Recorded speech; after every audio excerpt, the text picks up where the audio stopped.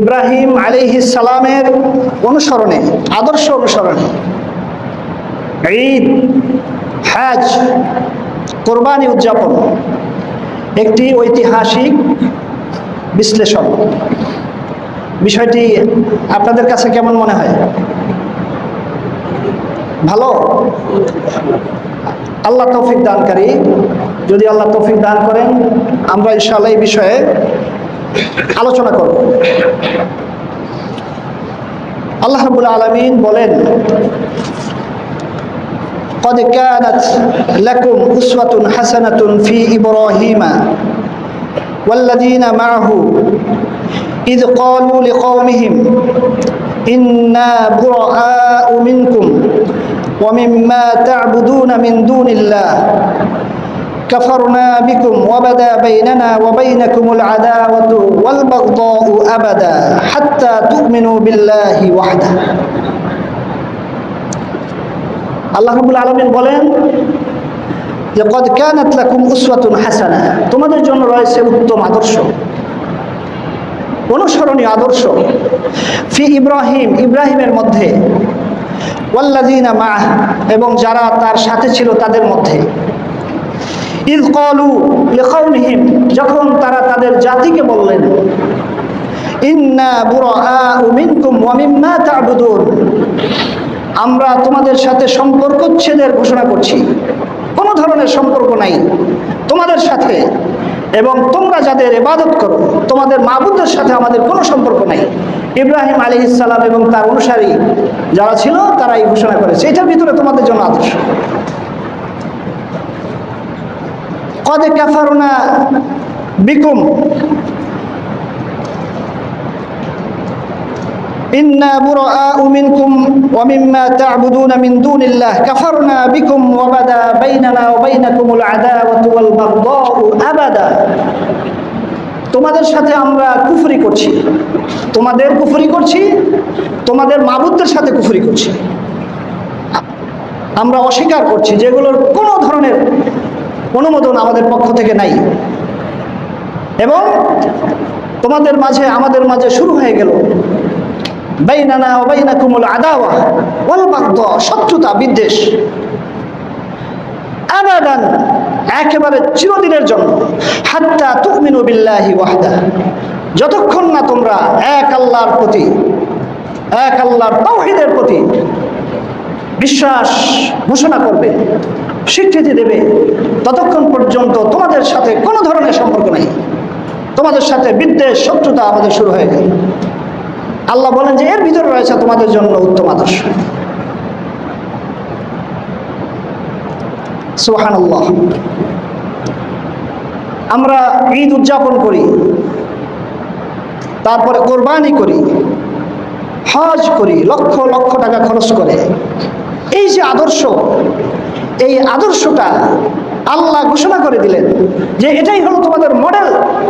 তোমার হজ, তোমার কোরবানি, তোমার ঈদ আমার কাছে গ্রহণ হবে কি হবে না, তার মাপকাঠি হলো এই আয়াত, যে অবশ্যই মুশরিক এবং তাদের মাবুদের সাথে শত্রুতা ঘোষণা করতে হবে, সম্পর্ক উচ্ছেদের ঘোষণা করতে হবে, তাহলে তোমার কোরবানি কবুল হবে, তাহলে তোমার হজ কবুল হবে, তাহলে তোমার ঈদ উদযাপন গ্রহণযোগ্য হবে।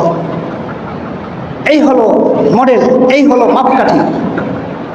এখন আমরা যারা আত্মতৃপ্তি অনুভব করছি, আমরা এত লক্ষ টাকার গরু কোরবানি করেছি, আমরা হজ করে এসেছি লক্ষ লক্ষ টাকা খরচ করে, আমরা ঈদ উদযাপন করছি অনেক আনন্দ করে, এই মূলনীতির কি হবে? এই মূলনীতি যে আমরা কতটুকু বোঝার চেষ্টা করেছি, এটা নিয়ে কতটুকু আলোচনা হয়েছে এবং কতটুকু পরিসংখ্যান এবং হিসাব নিকাশ হয়েছে, যে আমরা কত পার্সেন্ট এই মূলনীতির সাথে একমত হতে পেরেছি, আর কত পার্সেন্ট আমরা উদাসীনভাবে বর্জন করে চলছি, এটার হিসাব নিকাশ ছাড়া কোনো কাজে আসবে না, সুস্পষ্ট। এর উল্টা দিকে যারা চলবে, যে না চলবে, যে চলতেছে চলুক, তাদের ব্যাপারে আল্লাহ বলেছেন, এটা হলো সূরা বাকারার 130 নম্বর আয়াত, ومن يرغب عن ملة إبراهيم إلا من سفه نفسه ولقد اصطفيناه في الدنيا وإنه في الآخرة لمن الصالحين। কত নম্বর আয়াত? সূরা বাকারার 130 আয়াত পড়বেন, বোঝার চেষ্টা করবেন। আল্লাহ বলেন যে ইব্রাহিমের এই আদর্শ থেকে মুখ ফিরাতে পারে একমাত্র নির্বোধ আত্মপ্রবঞ্চক, আর কেউ না। ইব্রাহিম আলাইহিস সালামের এই যে আদর্শ, যেটাকে মডেল আল্লাহ করে দিয়েছেন, এই আদর্শ থেকে উদাসীন থাকতে পারে, এই আদর্শ থেকে মুখ ফিরিয়ে নিতে পারে একমাত্র ইল্লা মান সাফিহা নাফসা, যে বোকা হয়ে গিয়েছে, ব্যাকুব হয়ে গিয়েছে, সে আত্মপ্রবঞ্চনায় লিপ্ত সে। অতএব এই যে দুইটা আয়াত, এই দুইটা আয়াতের সাথে মিল করে আমাদেরকে হিসাব নিকাশ করতে হবে যে আমরা কি ব্যাকুবের দলে আছি, নাকি ইব্রাহিম আলাইহিস সালামের যেই আদর্শ সেই আদর্শের উপরে আছি। আল্লাহ রাব্বুল আলামিন বলেন সূরা হজের ৭৮ নম্বর আয়াত, মিল্লাতা আবিকুম ইব্রাহিম হুয়া সাম্মাকুমুল মুসলিমিন মিন ক্বাবলু ওয়া ফি হাযা লিয়াকুনা আর-রাসূলু শাহীদান আলাইকুম ওয়া তাকুনু শুহাদাআ আলান নাস। মিল্লাতা আবিকুম ইব্রাহিম, তোমরা তোমাদের পিতার যেই ধর্ম, মূর্তি পূজা বিরোধী ধর্ম, শিরকের বিরোধী যেই ধর্ম, এটাকে আঁকড়ে ধরো। মিল্লাতা আবিকুম, এটাই তোমাদের পিতা ইব্রাহিমের মিল্লাত ধর্ম। হুয়া সাম্মাকুমুল মুসলিমিন, তিনি তোমাদের জন্য তোমাদের নাম মুসলিম রাখার জন্য দোয়া করছে, সেই হিসাবে তোমাদের নাম মুসলিম হিসাবে রাখা হয়েছে। তিনি তোমাদের ধর্মীয় পিতা, তোমাদের আধ্যাত্মিক পিতা, জাতীয় পিতা।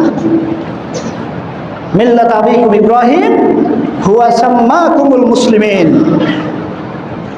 মিন ক্বাবলু, এটা পূর্বেও এটা ছিল, পূর্বের কিতাবে, ওয়া ফি হাযা, এই কোরআনেও এটা আছে, লিয়াকুনার রাসূলু আলাইকুম শাহীদা, যাতে রাসূল তোমাদের উপরে সাক্ষী হতে পারে, ওয়া তাকুনু শুহাদা আলান নাস, এবং তোমরা মানবতার উপরে, গোটা মানব জাতির সাক্ষী হতে পারো, কিয়ামতের দিন সাক্ষী দিবে।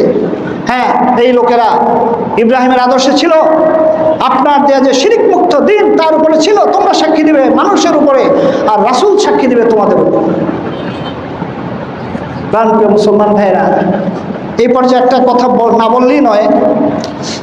আমি যখন ওই যে দিয়ে যাই মাওয়া দিয়ে, তখন রাস্তার উপরে একটা সাইনবোর্ড, ওইখানে লেখা জাতির পিতা ইব্রাহিম, সুন্দর করে দেখছেন কেউ? সুবহানাল্লাহ, যে লিখেছে আল্লাহ তাকে খাঁটি মুসলিম হিসেবে কবুল করুন, এই জাতির শ্রেষ্ঠ সন্তান হিসেবে কবুল করুন, তার বংশধরকে আল্লাহ কবুল করুন, তার পিতামাতাকে ক্ষমা করুন, জান্নাতবাসী করুন, জান্নাতের উচ্চ মর্যাদা দান করুন। এটা গোটা জাতির বিবেকের চ্যালেঞ্জ, একটা চ্যালেঞ্জ ছুড়ে দিয়েছে, গোটা জাতির বিবেক মারা গিয়েছে। আল্লাহ রাব্বুল আলামিন ইব্রাহিম আলাইহিস সালামকে জাতির পিতা হিসাবে, মুসলিম জাতির পিতা হিসাবে নির্ধারণ করেছেন, আর এই জাতি যাকে তাকে পিতা বলে, মানে তার কাছে তাস হয়ে যাচ্ছে। যেই সন্তান এই কাজ করেছে আল্লাহ তাকে কবুল করুন, এবং যারা ভুলক্রমে অন্য কিছু করতে চেয়েছে তাদেরকে আল্লাহ হেদায়েত দান করুন, তারাও মুসলিম কিন্তু হয়তোবা ভুলে গিয়েছিল। প্রাণপ্রিয় মুসলমান ভাইয়েরা, তাই আসুন আজকের এই পবিত্র মুহূর্তে আমরা ইব্রাহিম আলাইহিস সালামের যে আদর্শ, যার মাধ্যমে তিনি ইমাম হয়েছেন, অনুকরণীয় আদর্শ হয়েছেন, মানব জাতির ইতিহাসে যিনি সকল জাতির, মুসলিম, ইহুদি, খ্রিস্টান সহ গোটা মানব জাতির কাছে খুবই প্রিয় হয়েছেন, সেই ইব্রাহিম আলাইহিস সালাম কিভাবে হলেন, আল্লাহর কাছে খলিল হলেন কিভাবে, পরম বন্ধু হলেন কিভাবে, এই ব্যাপারে একটু আমরা আলোচনা করি, যাতে আমাদের বংশে এরকম কিছু সন্তান তৈরি হয়। বলুন আমিন।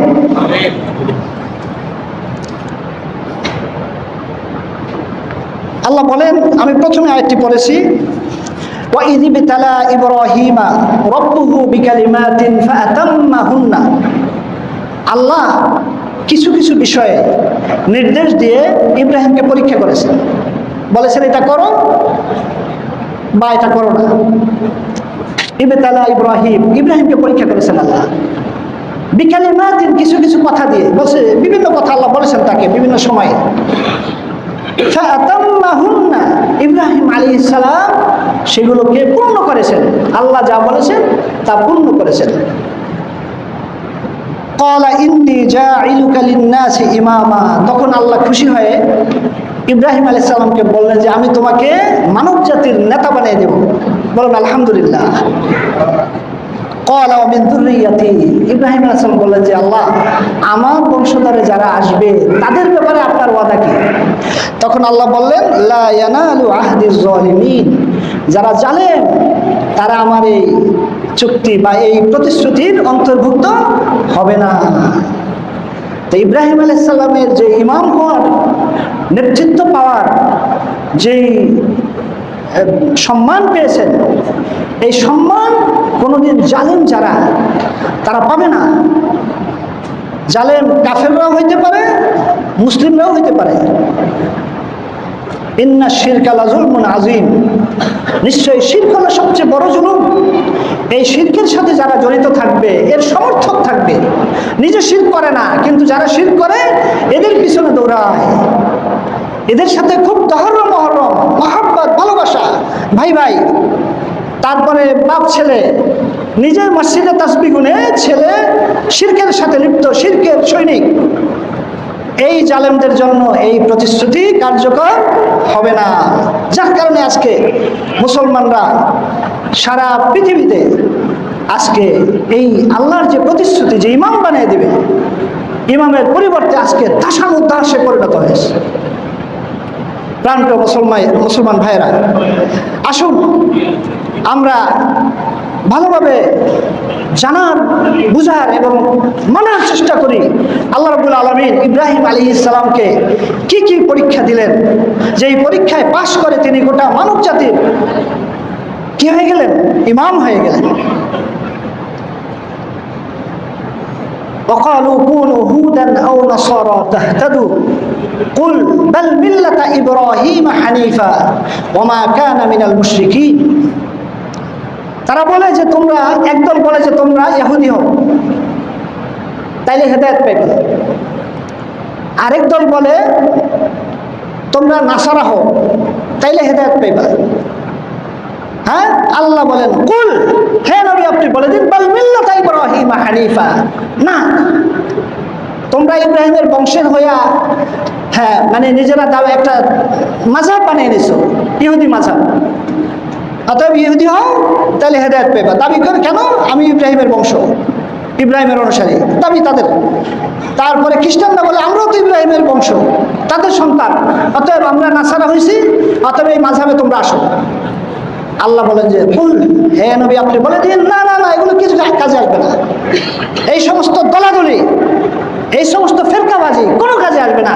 কুল বাল মিল্লাত ইব্রাহিম হানিফা, বরং ইব্রাহিমের যে শিরক মুক্ত দিন, এটাকে শক্তভাবে ধরো। ওমা কানা মিনাল মুশরিকিন, তিনি মুশরিকদের অন্তর্ভুক্ত ছিলেন না। এই হলো ইব্রাহিমের আদর্শ। অতএব যে যেই ফিরকার আছেন, যেই তরিকার আছেন, যেই মাযহাবের আছেন, কোনো কাজে আসবে না। সবাই দাবি করে যে আমার দলে আসো, আমার দলে আসো, হেদায়েত পাইবা, জান্নাতে যাইবা। আল্লাহ বলে যে না, বাল মিল্লাত ইব্রাহিম হানিফা, ইব্রাহিম মুশরিক ছিলেন না। শিরক মুক্ত যে তাওহীদের যে আদর্শ, সেটাকে শক্তভাবে ধরো, তাহলেই হেদায়েত পাবে। আজকে যদি আমরা তাকাই, আমাদের সমাজের দলাদলি ফিরকাবাজি ঠিক এই আয়াতের অনুরূপ।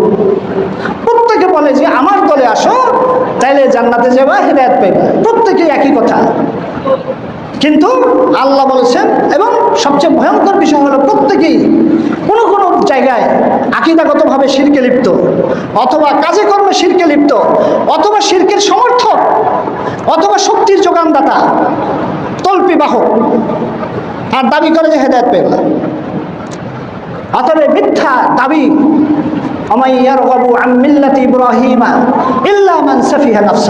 ইব্রাহিম আলাইহিস সালামের যে তাওহীদের দিন, শিরকের বিরোধী দিন, শিরকের সাথে সম্পর্ক ছিন্ন করার দিন, এখান থেকে যে মুখ ফিরিয়ে নেবে সে তো প্রবঞ্চক, আত্মপ্রবঞ্চক, মূর্খ, জাহেল। সে আবার কিভাবে হেদায়েত দেবে আর হেদায়েত পাবে? তাই আসুন ইব্রাহিম আলাইহিস সালামকে আল্লাহ কি কি পরীক্ষা দিয়েছেন সেই সম্পর্কে আমরা একটু ঐতিহাসিক সামান্য একটু আলোচনা করে দেখি। ওনার মানে জীবনটাই ছিল পরীক্ষায় পরিপূর্ণ। তার ভিতরে উনি যেখানে জন্মগ্রহণ করেছেন সেটা ছিল ইরাকের বাবেল শহর, যেটা হলো ইউফ্রেটিস নদীর এই পারে, দক্ষিণ ইরাকে। তো সেখানে আপনার তিনি জন্মগ্রহণ করেছেন, শৈশব কাটিয়েছেন এবং কৈশোর কাটিয়েছেন, এবং যে অগ্নিকুণ্ডের ঘটনা, পরীক্ষা, আগুনে তাকে নিক্ষেপ করেছেন, সেটা সেখানে হয়েছিল ইরাকে। ইরাক একটা ভয়ঙ্কর ফিতনার জায়গা। ইরান এখানে সত্য মিথ্যার দ্বন্দ্ব সবসময় লেগে থাকে। যত ফিতনা সব এই কুফা, এই সমস্ত জায়গায় হয়েছে। এখানে নবী রাসূলরা এসেছে এবং তারা অনেক নির্যাতনের শিকার হয়েছে। তো এইখানে ইব্রাহিম আলাইহিস সালামকে আগুনে ফেলা হয়েছিল। এই ঘটনা ইনশাআল্লাহ সামনে আসতেছে, খেয়াল রাখবেন। মানে কয়টা পরীক্ষা আমি জাস্ট একটু সংক্ষেপে বলে নিই, যাতে আপনাদের ধারাবাহিকভাবে মনে থাকে। এরপরে হলো হাররান, মানে দক্ষিণ পূর্ব তুরস্ক, মানে সিরিয়ার সীমান্তে। সেখানে তিনি এবং তার পিতা মুশরিক ছিলেন, হিজরত করেছেন এবং সেখানেই তার বাবা মারা যান। সেখানে হিজরত করেন। তারপরে যেখানে যান সেটা হলো কানআন বা শাম, যেটা হলো ফিলিস্তিন, জর্ডান ও সিরিয়া অঞ্চল। মূল কেন্দ্র ছিল আল খালিল, যেটাকে আপনারা যে এখন ফিলিস্তিন বা ইসরায়েল, যেটা হেব্রন, এই জায়গাটা, এখানে ওনারা গিয়েছিলেন। সেখানে স্থায়ী নিবাস করে, মানে তারা স্থাপন করেছিলেন। সেখানে ইসহাক আলাইহিস সালাম জন্মগ্রহণ করেছেন, ইব্রাহিম আলাইহিস সালামের যে দ্বিতীয় পুত্র ইসহাক। তারপরে ইব্রাহিম আলাইহিস সালামের কবর এখন সেখানে আছে।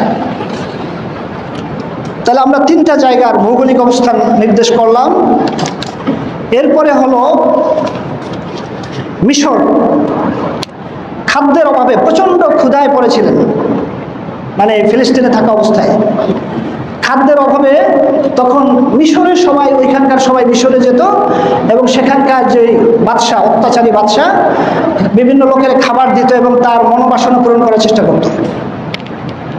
তো ইব্রাহিম আলাইহিস সালাম মানে প্রচণ্ড মানে দুর্ভিক্ষের কবলে পড়ে তার স্ত্রীকে নিয়ে, সারা, তাকে নিয়ে মিশরে গিয়েছিলেন।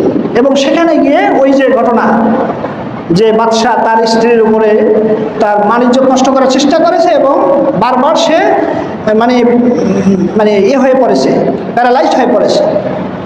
এবং এক পর্যায়ে বাদশাহ মানে যখন ভয় পেয়ে গেল, একাধিকবার চেষ্টা করে, যখন সারাকে মানে সারার গায়ে স্পর্শ করতে পারলো না, তখন ভয় পেয়ে বলল যে ঠিক আছে, তাকে বিদায় করে দাও। এবং সেখানে সারাকে উপহার স্বরূপ দাসী দিয়েছে, যিনি, তার মধ্যে একজন হলো হাজার, বা যাকে আমরা হাজেরা বলি, রাদিয়াল্লাহু আনহা, যিনি ছিলেন ইসমাইল আলাইহিস সালামের মা। এখানে একটা বিষয় আমাদের ক্লিয়ার থাকা দরকার, যে হাজেরা দাসী ছিল এবং সে হলো মানে কুরাইশ বংশের মা, মানে ইসমাইল আলাইহিস সালামের মা। এটা অনেকে ভুল বুঝতে পারেন। দাসী বলতে উনি মূলত ছিল মানে মিশরের দুইটা রাজবংশ, রাজবংশের এক বংশে ছিল হাজেরা, অন্য বংশে ছিল যেই বাদশাহ। তো এদের ভিতরে যুদ্ধ হয়, তাহলে যারা পরাজিত হয় রাজবংশর মেয়েদেরকে দাসী হিসাবে এরা অধিকার করেছে। তাহলে এটা দাসী বললে আপনারা ভুল বুঝেন না, এটা হলো যুদ্ধবন্দী, যায় সেই হিসাবে দাসী। মূলত হাজেরা ছিল রাজকীয় ফ্যামিলির, অত্যন্ত উচ্চবংশীয়া এবং খুবই মানে উন্নত শিক্ষা দীক্ষা, তারপরে আখলাক, চরিত্রের অধিকারী। সেই হলো হাজেরা উম্মু ইসমাইল, আমাদের মুহাম্মদ সাল্লাল্লাহু আলাইহি সাল্লামের মা, মানে পূর্ব মা আর কি।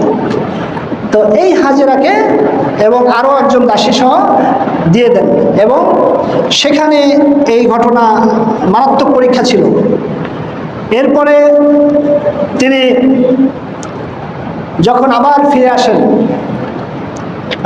আসার পরে সারা স্ত্রী, সেও উচ্চবংশীয়া, সারা ইসাক আলাইহিস সালামের মা, সেমেটিক, অর্থাৎ নূহ আলাইহিস সালামের যে 3 ছেলে হাম, সাম, ইয়াফাস, এই সাম হলো সেমেটিক, হাম হলো আমার মতো যারা কালো, হ্যাঁ, মানে কালোরা হলো হাম, আর সাম হলো এদের দেখবেন যে মানে খুব সুন্দর নাক, মানে উঁচা। এদের ভিতরে আরবরাও আছে, আর হলো যে ইউরোপের যারা ইংরেজ, এরা সেমেটিক। হ্যাঁ, তো তার ভিতরে আরব যারা, তারা বিনয়ী, আর যারা ইংরেজ ওরা হলো অহংকারী, এরা সবাই সেমেটিক। আর হলো ইয়াফাস হলো যারা ওই যে নাক বোচা, যেখান থেকে এই আপনার ইয়াজুজ মাজুজ আসবে, নাক বোচা। এই 3টা বংশ পরবর্তীতে পৃথিবীতে বিস্তার লাভ করেছে। তো সারা ছিলেন সেই সাম বা সেমেটিক বংশীয়া, অর্থাৎ অত্যন্ত উচ্চ এবং এত সুন্দরী যে যখন মিশরে গেল তখন রাজার যে যারা গুপ্তচর ছিল তারা রাজাকে যে বলল যে এত সুন্দরী মহিলা আপনার দরবার ছাড়া আর কোথাও শোভা পায় না। এই জন্য রাজা তাকে এনে তার উপর নির্যাতন করতে চেয়েছিল, অর্থাৎ নির্যাতন বলতে তার সাথে সে চেয়েছিল যে প্রেম নিবেদন করবে বা কিছু। এই হলো সারা। দেখেন পরীক্ষা। এরপরে সারাকে নিয়ে, সারা তাহলে এই হাজেরার মালিক হলো কে? সারা, যেহেতু গিফট করেছে বাচ্চা। এই স্ত্রী নিয়ে, মানে স্ত্রী সারাকে নিয়ে এবং তার দাসী সহ ইব্রাহিম আলাইহিস সালাম গেলেন সেই ফিলিস্তিন বা তার যেখানে নিবাস। তো সেখানে আল্লাহর কি ইচ্ছা যে হাজেরার ঘরে, মানে এক পর্যায়ে যখন ইব্রাহিম আলাইহিস সালাম অনেক আল্লাহর কাছে দোয়া করতেছে, তার কোনো সন্তান নাই, 80 বছর হয়ে গেছে, তখন হাজেরা মানে সারা চিন্তা করলো যে আমার স্বামী এত কাকুতি মিনতি করে আর আমিও বন্ধা, দেখ বললো যে ঠিক আছে স্বামী, দেখেন কত উদার, যে আমার যে দাসী আছে তাকে আপনি বিয়ে করুন, আমি তাকে আপনাকে দান করলাম।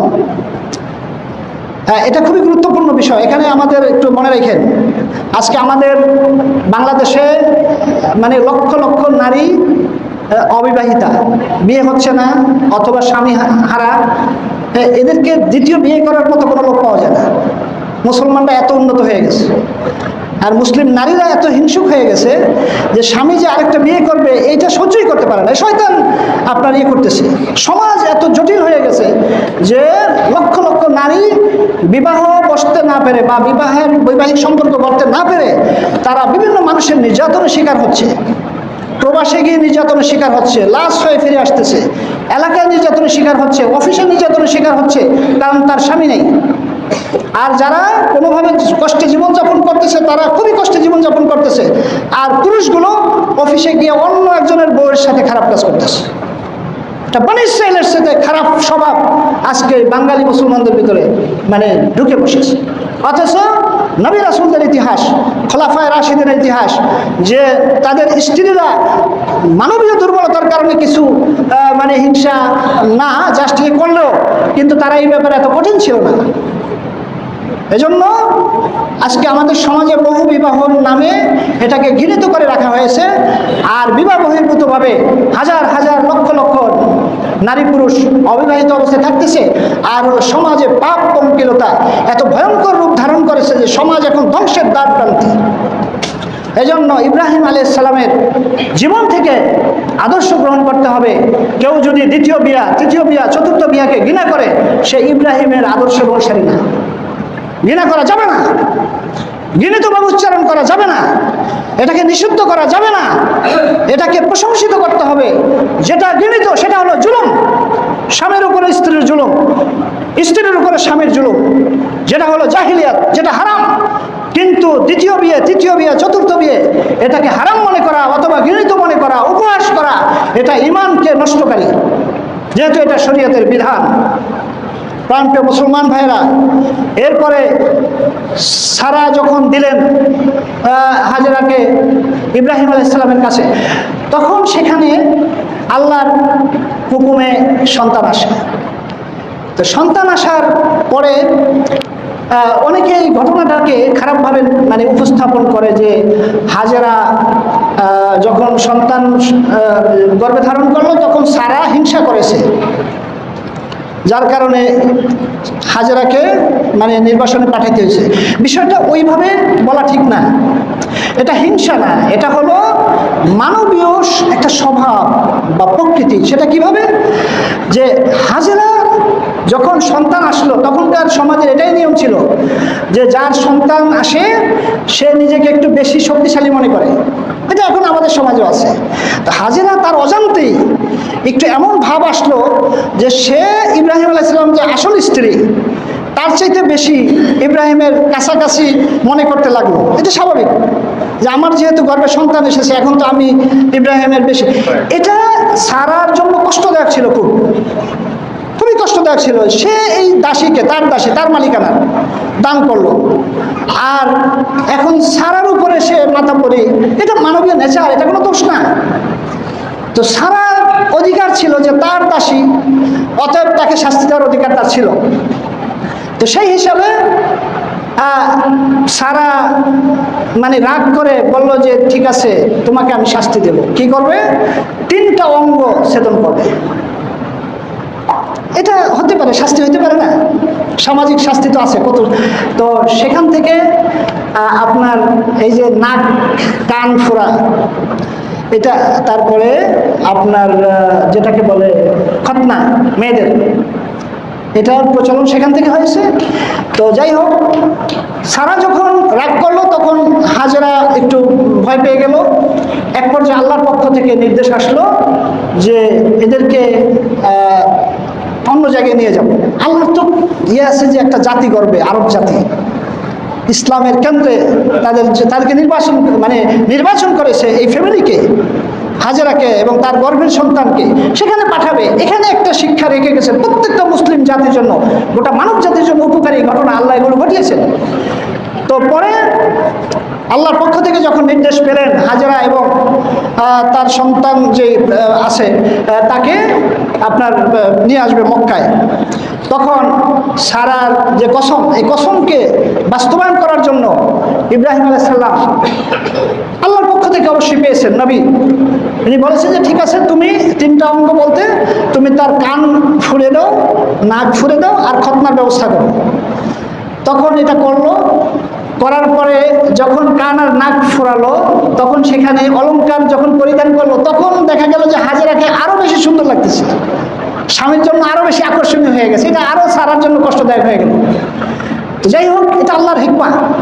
শেষ পর্যন্ত তাদেরকে মক্কার সেই নির্জন উপত্যকায় নিয়ে আসলেন। ঘটনা অত্যন্ত হৃদয় বিদারক। তো আমি যেটা বলছিলাম যে এটা একটা পরীক্ষা ছিল বড় ধরনের, যে একটা ছোট্ট শিশু মাত্র এখনো দুধ খায়, এই শিশুকে সেই ফিলিস্তিন থেকে মক্কায় কত শত শত মাইল দূরে, সেখানে এসে এমন একটা জায়গায় রাখতে হবে যেখানে কিছুই নেই, খাদ্য নাই, পানীয় নাই, গাছপালা নাই, মরুভূমি রাখতে হবে। এটা বড় ধরনের পরীক্ষা ছিল ইব্রাহিম আলাইহিস সালামের জন্য। তো সেখানে রাখলেন। তো সেখানে যেই পরীক্ষাগুলো হয়েছে তার ভিতর একটা হলো যে বাচ্চাদেরকে বাচ্চার স্ত্রীকে রেখে গেল। তারপরে আল্লাহর পক্ষ থেকে কোরবানির আদেশ আসলো যখন বাচ্চার বয়স 10 বছর বা 13 বছর, এর ভিতরে আসলো ফালাম্মা বালাগা মাআহু সাইয়া। কত হৃদয় বিদারক ঘটনা। বাবার এত বৃদ্ধ বয়সে যে সন্তান আসলো, এরপরে ওই সন্তানকে কোরবান করার জন্য আল্লাহর পক্ষ থেকে নির্দেশ দেওয়া হলো। এই ঘটনা এরপরে সেখানে আরো যেটা ঘটেছে যে নির্দেশ মানার জন্য যখন ইব্রাহিম আলাইহিস সালাম, হাজেরা এবং তার সন্তান একমত হয়ে গেল, মিনার উদ্দেশ্যে রওনা করলো, তখন ওই যে জামারার সেখানে ইবলিস বাবু এসে মানুষের বেশে ধোঁকা দেওয়া শুরু করলো। তখন বাবা, ছেলে এবং ছেলের মা 3 জনে মিলে শয়তানকে একেবারে পাথর মেরে তাড়িয়ে দিল। দেখেন আল্লাহর নির্দেশ বাস্তবায়ন করার জন্য একটা ফ্যামিলি কিভাবে দাঁড়িয়ে গেল, কোনো আপোষ নেই। আল্লাহ বলেছে আল্লাহর সন্তুষ্টির জন্য জবাই করতে হবে, কোনো দ্বিধা নাই। ফালাম্মা আসলামা ওয়া তাল্লাহু লিল-জাবিন ওয়া নাদাইনাহু ইয়া ইব্রাহিম ক্বাদ সাদ্দাকতা আর-রু'য়া ইন্না কাযালিকা নাজজিল মুহসিনিন। যখন বাবা ছেলে আল্লাহর আদেশের কাছে আত্মসমর্পণ করে দিল, সঁপে দিল, আল্লাহর আদেশ মানবই, ওয়া তাল্লাহু লিল-জাবিন, তাকে একেবারে শুইয়ে দিল, জবাই করা শুরু করে দিল। হ্যাঁ, আল্লাহ রাব্বুল আলামিন ঘোষণা করলেন ক্বাদ সাদ্দাকতা আর-রু'য়া, খালাস, আর দরকার নাই, আমি এটুকু চেয়েছিলাম, হয়ে গেছে। ইন্না কাযালিকা নাজজিল মুহসিনিন, যারা সৎকর্মশীল তাদেরকে আমি এইভাবে পুরস্কৃত করি। একটা ওয়াফাদাইনাহু বিযিবহিন আযীম, জান্নাতের থেকে পুরস্কার একটা পশু এনে জবাইয়ের ব্যবস্থা করে দিলেন, সেই হলো আমরা জবাই করি। আল্লাহ আমাদের জন্য সহজ করে দিয়েছেন। তো এই ঘটনাগুলো প্রত্যেকটাই ছিল পরীক্ষার। এরপরে আল্লাহ রাব্বুল আলামিন নেতা বানানোর জন্য যেটা করলেন সেটা হলো যে وَإِذْ يَرْفَعُ إِبْرَاهِيمُ الْقَوَاعِدَ مِنَ الْبَيْتِ وَإِسْمَاعِيلُ। এবার নেতার কাজ, নেতার কাজ কি? মসজিদ বানানো। নেতার কাজ কি? মসজিদ বানানো, আল্লাহর ঘর বানানো। নেতা হইতে চাইলে এই কাজগুলো করতে হবে, শুধু আল্লাহর ঘর বানাইলেই হবে না। আল্লাহ বলেছেন যে আনতাহিরা বাইতিয়া লিত্তাইফিনা ওয়াল আকিফিনা ওয়ার রুকআইস সুজুদ। আল্লাহর ঘর বানায়া আবার এই ঘরকে শিরিক বিদআত থেকে একেবারে পবিত্র রাখতে হবে, তাইলে নেতা হইতে পারবে। না হলে ধর্ম ব্যবসায়ী হবে। মসজিদ বানাইয়া মসজিদের ভিতর যদি বিভিন্ন ধরনের ধর্ম ব্যবসা শুরু হয় বিদআত দিয়ে, শিরকি অনুষ্ঠানাদি দিয়ে, তাহলে নেতা হওয়া যাবে না। যার কারণে মুসলমানদের মসজিদ আছে বাংলাদেশে 3.5 লক্ষ মসজিদ, কিন্তু বাংলাদেশে এখন কোন অবস্থায় আছে? কিসের নেতা? মানে কোন রকম হুজুর আছে, তারপরে মুসল্লিরা আছে, এই। আর হুজুরের অবস্থা তো একেবারেই দুরবস্থা। হুজুর মানে হলো অনুগ্রহের পাত্র। এর কারণ এটাই, আজকে আমরা জাতি হিসাবে ইব্রাহিম আলাইহিস সালামের যে আদর্শ, যেই পরীক্ষায় উত্তীর্ণ হয় ইব্রাহিম আলাইহিস সালাম নেতৃত্ব পেয়েছিলেন আল্লাহর পক্ষ থেকে, সেই আদর্শকে আমরা ভুলে গিয়েছি। আমরা সেই আদর্শের উল্টা পথে চলছি, যার কারণে আজকে এই অবস্থা। প্রত্যেকটা ঘটনা অত্যন্ত বিস্তারিতভাবে বলা দরকার, যাতে আমরা মানে নিজেদের জীবনে এগুলো বাস্তবায়ন করতে পারি। প্রাণপ্রিয় মুসলমান ভাইয়েরা, তাহলে আমি যে জিনিসটা আপনাদেরকে মানে এটা হলো তালিকা দিলাম আর কি, যে ইব্রাহিম আলাইহিস সালামকে আল্লাহ কি কি পরীক্ষা দিয়েছেন এবং কি পরীক্ষায়, কোন কোন পরীক্ষায় ইব্রাহিম আলাইহিস সালাম উত্তীর্ণ হয়েছেন, উত্তীর্ণ হয়ে ইমাম হয়ে গিয়েছেন।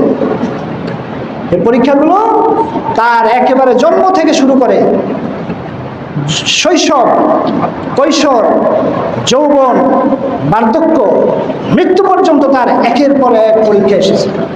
এবং প্রত্যেকটা পরীক্ষার মূল আদর্শ হলো শিরক মুক্ত এবং আল্লাহর আদেশ নিষেধের কাছে আত্মসমর্পণ। ইয জাআ রাব্বাহু বিকলবিন সালিম, একেবারে সালিম মানে একেবারে পরিপূর্ণ আত্মসমর্পণকারী। আল্লাহ যে আদেশ দিবেন সেই আদেশের মোকাবেলায় কোনো ধরনের কিন্তু বাট ইত্যাদি বলা যাবে না। আল্লাহর আদেশ এসেছে, সঠিকভাবে আমি বোঝার চেষ্টা করেছি, বুঝতে পেরেছি, এটা মানার ক্ষেত্রে কোনো ধরনের ইয়ে করা যাবে না, ছলছাতুরির আশ্রয় নেওয়া যাবে না, তাহলে ইমামতি অর্জন করা যাবে, মুসলিম জাতি আবার ইমাম হবে। তাই আসুন আমরা একে একে আমরা ইব্রাহিম আলাইহিস সালামের যে পরীক্ষার ঘটনাগুলোতে যতটুকু সম্ভব ততটুকু যাওয়ার চেষ্টা করি। ইব্রাহিম আলাইহিস সালাম যে বাবেল শহরে ইরাকে জন্মগ্রহণ করেছেন, সেটা ছিল মূর্তি পূজার দেশ, তারকা পূজার দেশ। গোটা জাতি, তখন গোটা পৃথিবীতে কোনো মুসলিম ছিল না, গোটা পৃথিবীতে কোনো মুসলিম ছিল না। ইব্রাহিম আলাইহিস সালামের বাবাও মুশরিক ছিল, মা মুশরিক ছিল, আত্মীয় স্বজন সবাই মুশরিক ছিল, গোটা সমাজ মুশরিক ছিল। শুধু তাই নয়, ওই সমাজের যেই নমরুদ, সে ছিল মহা জালেম শাসক, শত শত বছর বয়স পেয়েছে, যার কারণে সে হয়ে গেছে দাম্ভিক। সে গোটা জাতিকে কাবু করে রেখেছে এবং এক পর্যায়ে সে নিজেকে খোদা দাবি করেছে। নাউজুবিল্লাহ, খোদা শব্দ বলা যায় নেই, মানে আপনারা যেহেতু খোদা বলেন এই জন্য বলছি, চিনার জন্য। আপনাদেরকে রব বললে হয়তো চিনবেন না, এই জন্য বলছি। কিন্তু খোদা এটা আল্লাহর কোনো নাম না, খোদা এটা আল্লাহর কোনো নাম নয়। অতএব আল্লাহ যেই নাম নিজের জন্য রাখেননি, রাসূল সাল্লাল্লাহু আলাইহি ওয়াসাল্লাম যেই নামে আল্লাহকে ডাকেননি, সেই নাম আল্লাহর শানে ব্যবহার করা এটা অন্যায়, কোনো কোনো ক্ষেত্রে কুফরি এবং শিরক হতে পারে। অতএব নমরুদ নিজেকে রব দাবি করেছে, রব, এবং সে মহাদাম্ভিক ছিল। ইব্রাহিম আলাইহিস সালাম যখন জন্মগ্রহণ করলেন, সর্বপ্রথম তিনি, সেখানে একটা ঘটনা ছিল যে নমরুদ জ্যোতিষীর মাধ্যমে জানতে পেরেছিল যে এমন একটা সন্তান আসবে যে তোমার রাজত্বকে ধ্বংস করে দেবে। তখন এই নমরুদও ফেরাউনের মতো, ফেরাউন তো অনেক পরে আসছে, ফেরাউনের অনুরূপ ওই সন্তানদেরকে হত্যা করা শুরু করলো। কিন্তু আল্লাহ রাব্বুল আলামিন ইব্রাহিম আলাইহিস সালামকে বাঁচিয়ে রাখলেন, তার মাকে অনেক টেকনিক শিক্ষা দিয়েছেন, সেইভাবে বাঁচিয়ে রাখলেন। ইব্রাহিম আলাইহিস সালাম যখন আপনার একটু বুঝতে শিখলেন, তিনি, তার প্রথম কাজ ছিল আল্লাহর তাওহীদের অনুসন্ধান, আল্লাহকে চিনার অনুসন্ধান। আমার আল্লাহকে, আমার স্রষ্টাকে, আমার মালিককে, আমার রিজিকদাতাকে, আমার পরিচালনাকারীকে, আমার জীবনদাতাকে, আমার মৃত্যুদাতাকে। এটা ছিল তার প্রথম কাজ। আর আমাদের সন্তানদের প্রথম কাজ কি? হাট্টিমাটিমটি, আগডুম বাগডুম আমার সোনার বাংলা। তাহলে ইব্রাহিম আলাইহিস সালামের সাথে আমাদের সন্তানদেরকে মিলে এখান থেকে কোথায় আসবে ইব্রাহিম, কোথায় আসবে ইসমাইল? এ নিয়ে আমাদের কোনো আফসোসও নাই। ইব্রাহিম আলাইহিস সালাম ফালাম্মা জান্না আলাইহিল লাইলু রাআ কাওকাবা قال هذا ربي فلما أفل قال لا أحب الآفلين। যখন রাত আসলো, সমাজকে দেখতেছে বিভিন্ন পূজায় লিপ্ত, তারকা পূজায় লিপ্ত। রাতে সে যখন দেখলো যে তারকা এগুলোকে পূজা করে আমার সমাজ, এরপরে আবার সকালবেলা ওই তারকাগুলো অস্ত যায়, তখন উনি বললেন ইন্নী লা উহিব্বুল আফিলিন, যেই তারকা অস্ত যায়, যার কোনো স্থায়িত্ব নাই, আমি এই সমস্তকে আমার রব হিসেবে গ্রহণ করতে পারি না। সে আমার মাবুদ হইতে পারে না, আমি তার পূজা করতে পারি না। দেখেন কি তার দর্শন। এরপরে ফালাম্মা রাআল কমার বাযিগা, যখন চন্দ্রকে দেখলো উজ্জ্বল, আরো বড়, তারকার চেয়ে বড় দেখা যাচ্ছে, উজ্জ্বল, ক্বালা হাযা রব্বি, তখন ইব্রাহিম সাহেব বলেন এটা কি আমার রব হইতে পারে? মানে তার কাছে প্রশ্ন, তিনি এটাকে রব হিসেবে স্বীকার করে নাই। তাফসীরকারকরা দুইটা মত দিয়েছেন, কেউ কেউ বলেন যে না, তিনি রব বলছেন, এরপরে আবার ভুল বুঝছেন। কিন্তু বিশুদ্ধ মত হলো যে উনি রব হিসেবে স্বীকার করেন না, তিনি এটাকে যুক্তি দিয়ে খণ্ডন করছেন যে হাযা রব্বি, এটা কি আমার রব হইতে পারে? হ্যাঁ, আচ্ছা, ফালাম্মা আফালা, যখন আবার চাঁদ ডুবে গেল, হ্যাঁ, ক্বালা লা ইল্লাম ইয়াহদিনি রব্বি লাআকুনান্না মিনাল কওমিজ জালিমিন। যিনি আমার প্রকৃত রব, তিনি যদি আমাকে হেদায়েত না দেন তাহলে তো আমি জালেম হয়ে যাব, মুশরিক হয়ে যাব। দেখেন ছোট শিশুর কি চিন্তা। এরপরে ফালাম্মা রাআ আশ-শামসা বাযিগাতান ক্বালা হাযা রব্বি হাযা আকবার ফালাম্মা আফালাত ক্বালা ইয়া কওমি ইন্নী বারীউম মিম্মা তুশরিকুন। এরপরে যখন সূর্য দেখলো বিশাল, তখন বলল যে এটা কি রব হইতে পারে? চিন্তা। এরপরে যখন সূর্য অস্তমিত গেল, তখন বলল ইয়া কওমি, হে আমার জাতি, ইন্নী বারীউম মিম্মা তুশরিকুন, তোমরা যাদের সাথে শিরিক করছো, আল্লাহ আমার রবের সাথে যাদেরকে শরীক করছো, অংশীদার সাব্যস্ত করছো, যাদের সামনে তোমরা সোজা হয়ে শ্রদ্ধাঞ্জলি নিবেদন করছো, যাদের সামনে তোমরা মাথা ঝুঁকাচ্ছ, যাদের সামনে তোমরা নীরবতা পালন করছো, যাদের সামনে তোমরা বিভিন্ন ফুল বেদি নিবেদন করছো, এগুলোর সাথে, এই শিরকের সাথে তোমরা এই শিরকি কর্মকাণ্ড করছো, এর সাথে আমার কোনো সম্পর্ক নাই, আমি সম্পর্ক ছেড়ে ঘোষণা দিচ্ছি। ইব্রাহিম ইসলামের আদর্শ, এই আদর্শ সন্তানদেরকে করতে হবে, সন্তানদেরকে এইভাবে গড়ে তুলতে হবে শিশু বয়স থেকে। খালি ইংলিশ মিডিয়ামে পড়ে নিজেকে গৌরবান্বিত মনে করলে বোকামি করবেন। ইল্লা মান সাফিহা নাফসা, ইব্রাহিম আলাইহিস সালামের আদর্শ থেকে যারা নিজেদের সন্তানদেরকে ইংলিশ মিডিয়ামে পড়েয়া গর্ববোধ করেন, তাদেরকে আল্লাহ বলছেন ইংলিশ মিডিয়াম বলতে আবার আমি ইসলামিকটাকে বলছি না, মানে যারা ওয়েস্টার্ন কালচারে গর্ববোধ করে, যারা দিন নাই, রবকে চিনায় না, শুধুমাত্র দুনিয়া ভোগী সন্তান হিসেবে গড়ে তুলে ওইটা নিয়ে যারা গর্ববোধ করছেন, তাদেরকে আল্লাহ বলছেন ইল্লা মান সাফিয়া নাফসা ওয়া মান ইয়ারগবু আন মিল্লাতি ইব্রাহিম ইল্লা মান সাফিয়া নাফসা। এই ইব্রাহিমের যে আদর্শ, এখান থেকে মূর্খ জাহেল ছাড়া আর কে মুখ ফিরিয়ে নিতে পারে?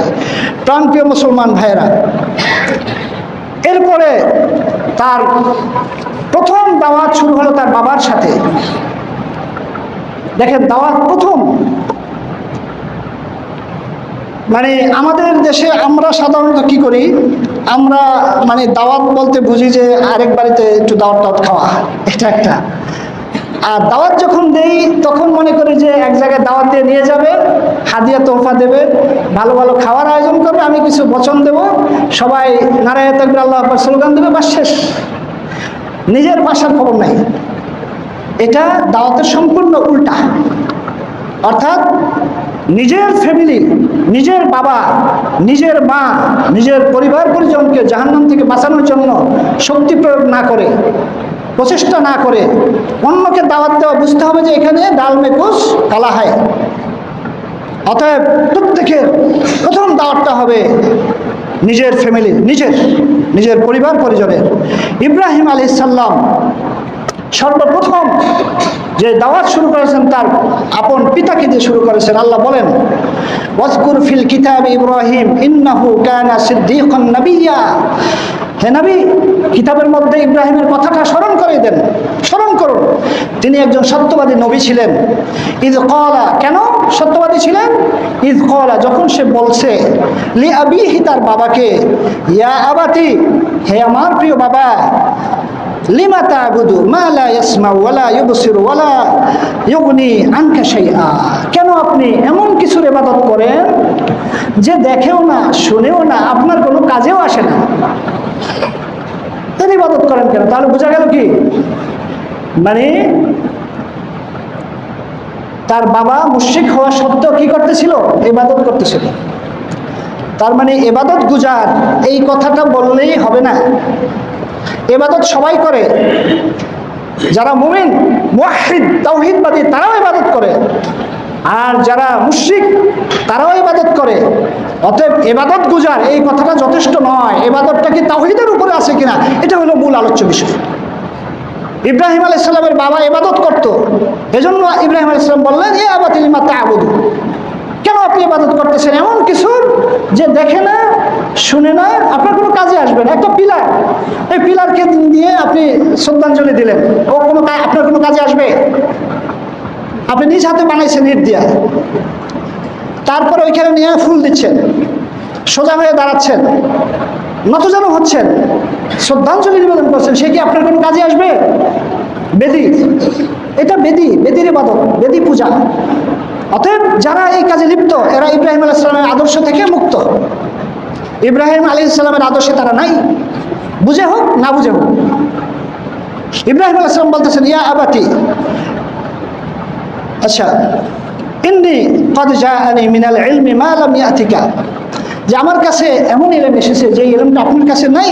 ফাত্তাবিনি আহদিকা সিরাতান সাওয়্যা, অতএব আপনি আমার অনুসরণ করুন, আমি আপনাকে সরল সঠিক পথ দেখাবো, হেদায়েতের পথে নিয়ে যাব। ইয়া আবাতি লা তা'বুদিশ শাইতান, হে বাবা, আপনি শয়তানের ইবাদত করবেন না। এটা মূলত শয়তান গ্রহণ করতেছে আপনার ইবাদতটা।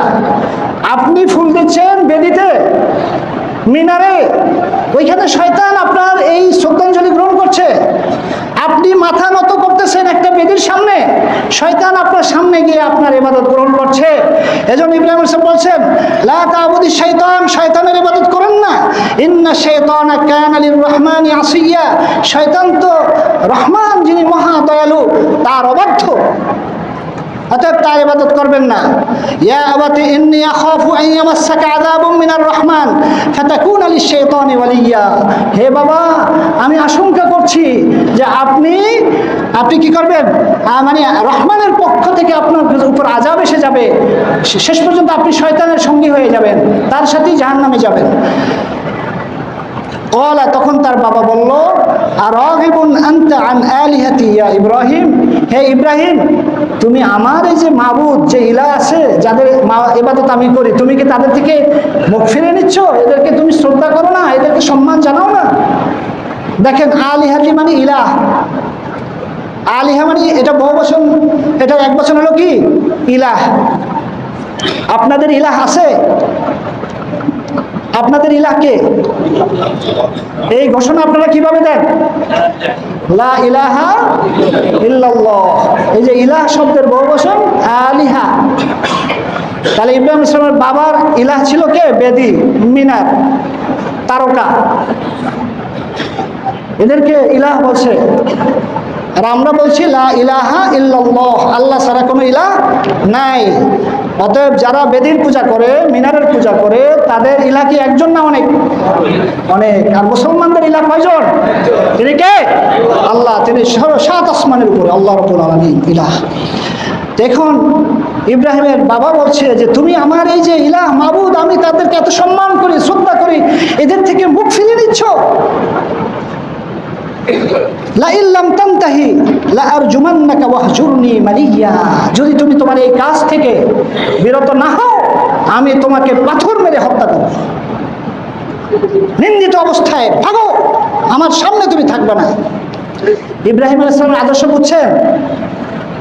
যে আপন বাবাকে দাওয়াত দিচ্ছে, বাবা তাকে তাড়িয়ে দিচ্ছে, মেরে ফেলার জন্য সে উদ্যত হয়ে গিয়েছে। এই হলো ইব্রাহিম আলাইহিস সালামের আদর্শ। আর আজকে তো আমরা বাবা মা আত্মীয় স্বজন তো ভালো কথা, একটু নেতার সাথে সম্পর্ক ছিন্ন করতে চাই না, যে নেতার সাথে আবার কেমনে সম্পর্ক ছিন্ন করি? মসজিদে নামাজ করি ভালো কথা, নেতাই তো আমার অনেক প্রিয়, আমি তো তার চেতনায় বিশ্বাস করি। সে মূর্তি বানাইছে, তাদের সমস্যা কি? সে ফুল মানে মিনারে ফুল দেয়, সমস্যা কি? আমি তো তার চেতনায় বিশ্বাস করি। হবে না এই মিথ্যা প্রবঞ্চনা। হজ কাজে লাগবে না, কোরবানি কাজে লাগবে না, ঈদ কাজে লাগবে না, যতক্ষণ পর্যন্ত ইব্রাহিম আলাইহিস সালামের আদর্শ অনুসরণে সকল ধরনের শিরক এবং শিরকের ধ্বজাধারীদেরকে তাদের সাথে সম্পর্ক ছিন্ন না করা হবে, ততক্ষণ পর্যন্ত এই টুপি, দাড়ি, জুব্বা, পাগড়ি, সালাত, সিয়াম কোনো কাজে আসবে না। প্রাণপ্রিয় মুসলমান ভাইরা, ইব্রাহিম আলাইহিস সালাম এই অবস্থায় বললেন, সালামুন আলাইক, আপনাকে সালাম জানাচ্ছি বাবা। সাস্তাগফিরু লাকা রব্বি, আমি আপনার জন্য আল্লাহর কাছে ক্ষমা চাবো। ইন্নাহু কানা বি হাফিয়া, আল্লাহ তো আমার উপর খুব দয়াশীল, হতে পারে যে তিনি দয়া করে আপনাকে হেদায়েত দিবেন। দেখেন, বাবাকে কিন্তু খুব শ্রদ্ধার সাথে ডেকেছে। আবার অনেকে আছে যে প্র্যাকটিসিং মুসলিম, হঠাৎ করে প্র্যাকটিস শুরু করে, বাবা মার সাথে এত খারাপ আচরণ করে, এটাও ইব্রাহিম আলাইহিস সালামের আদর্শ বিরোধী। তাকে দাওয়াত দিতে হবে কোমলভাবে। বাবা মা যতই রাগ করুক, তার সাথে রাগ করা যাবে না। সময় শেষ। আমি তো চাচ্ছিলাম অনেক গুরুত্বপূর্ণ হৃদয় বিদারক ঘটনাগুলো আছে কোরআন এবং সুন্নায়, যেগুলো জানা প্রত্যেকটা মুসলমানের উচিত, যদি কিনা সে সত্যিকার ইব্রাহিম আলাইহিস সালামের আদর্শের উপরে নিজেকে প্রতিষ্ঠিত করে হজ, ঈদ, কোরবানি সহ যাবতীয় ইবাদতবন্দি করতে চায়, তার আদর্শ জানতেই হবে। না জেনে এই সামাজিক ইবাদত হয়তোবা কোনো কাজে আসবে না, যদি কিনা ইব্রাহিম আলাইহিস সালামের আদর্শের থেকে উল্টা হয়। আল্লাহ রাব্বুল আলামিন আমাদেরকে ইব্রাহিম আলাইহিস সালামের আদর্শ কোরআন এবং সুন্নাহ থেকে সঠিকভাবে জানা, বুঝা এবং মানার তৌফিক দান করুন। আমিন। হাযা মা ইনদি ওয়াল ইলমু ইনদাল্লাহ, আস্তাগফিরুল্লাহ লি ওয়া লাকুম ওয়া লিসাইরিল মুসলিমিন।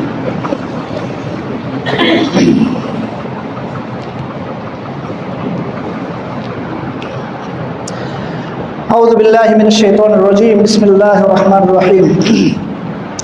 إن الله ملائكته يصلون على النبي يا أيها الذين آمنوا صلوا عليه وسلموا تسليما. اللهم صل على محمد وعلى آل محمد كما صليت على إبراهيم وعلى آل إبراهيم إنك حميد مجيد. اللهم بارك على محمد وعلى آل محمد كما باركت على إبراهيم وعلى آل إبراهيم إنك حميد مجيد. প্রাণপ্রিয় মুসলমান ভাইরা, এরপর ইব্রাহিম আলাইহিস সালাম তার বাবার সাথে তো যা হলো হলো, এরপরে তার সমাজের সাথে দ্বন্দ্বে লিপ্ত হয়ে গেল।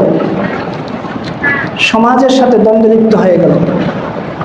সমাজ উৎসবের দিন ডাকলো যে চলো ইব্রাহিম যাই, উৎসবে যাই, মেলায় যাই, মেলায় যাই রে। মেলায় গিয়ে বড় মেয়ে আছে, হ্যাঁ, একবার আমি দেখি গাজীপুর চৌরাস্তা দিয়ে আসতেছি, সুন্দর বাবা দাঁড়িয়ে আছে, টুপিও মনে ছিল।